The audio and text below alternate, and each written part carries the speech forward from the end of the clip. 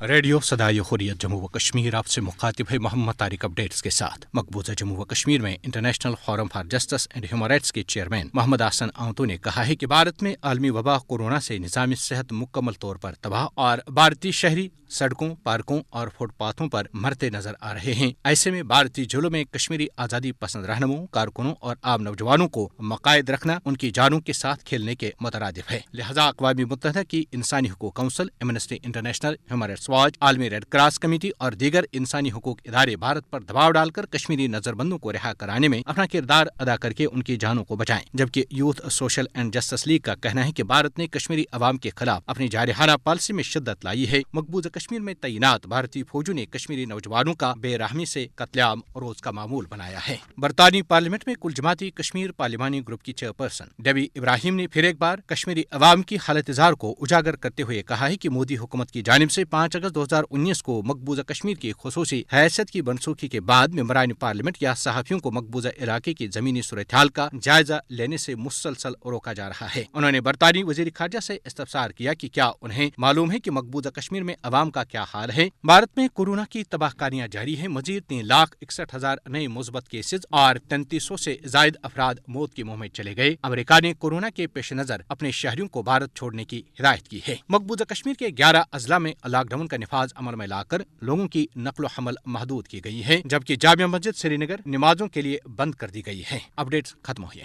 آج کی دنیا میں جب ہم بھارتی فوج میں اخلاق یا ضابطے کی پاسداری کا جائزہ لیتے ہیں تو ہمیں یہ تسلیم کرنا پڑتا ہے کہ اس فوج میں اگرچہ شرم و اخلاق کی پہلے سے ہی کمی موجود تھی، مگر بھارت میں بی جے پی کے اقتدار میں آنے کے بعد جہاں اس فوج میں سے اخلاقی قدروں کا مکمل جنازہ نکل گیا ہے تو وہیں یہ فوج عالمی سطح پر رسوا بھی ہوئی ہے۔ اس فوج کے اندر اخلاقاً بدعنوان مردوں کی طرف سے خواتین پر جنسی حملے معمول کی بات بن چکی ہے۔ حال ہی میں ایک ہواباز خاتون کی طرف سے مقبوضہ جموں کشمیر کے ہائی کورٹ میں ایک کیس درج ہوا جس میں اس خاتون کا کہنا تھا کہ اس کو اپنے ہی افسر کی طرف سے جنسی طور پر ہراساں کیا گیا۔ اس کو شکایت ہے کہ بھارتی فوج کے اندر عام طور پر اس قسم کے معاملات اور جرائم پر کوئی کارروائی نہیں ہوتی جو کہ ان جرائم کے بڑھنے کی وجہ بن چکی ہے۔ تاہم یاد رہے کہ گزشتہ برس دسمبر میں ایک اس کرنل کے خلاف کارروائی کی گئی جس نے اپنے ہی دوست کی بیوی کی عزت کے ساتھ کھلواڑ کیا تھا، جبکہ ہماری اس ریاستی جموں کشمیر میں تعینات بھارتی فوج کی طرف سے ہماری خواتین پر مظالم ختم ہونے کا نام ہی نہیں لے رہے۔ عفت مآب خواتین پر حملے بھارتی فوج کا معمول ہے۔ ایک رپورٹ کے مطابق 1999 کے بعد سے یہاں تک 11,236 خواتین پر حملے ہو چکے ہیں، جس سے یہ ثابت ہو جاتا ہے کہ کشمیری خواتین کی عصمت پر حملہ بھارتی فوج کا جنگی حربہ بن چکا ہے۔ ویسے بھی جس ملک کے وزیر اعظم مودی کے چیلے کلدیپ سینگر سے لے کر اس کے گرو آسارام تک اکثر کارندے جنسی جرائم میں ملوث پائے گئے ہوں، اس ملک کے اخلاقی طور پر بدعنوان اور سیاہ کار فوجی افسروں کے خلاف کون کارروائی کر سکتا ہے؟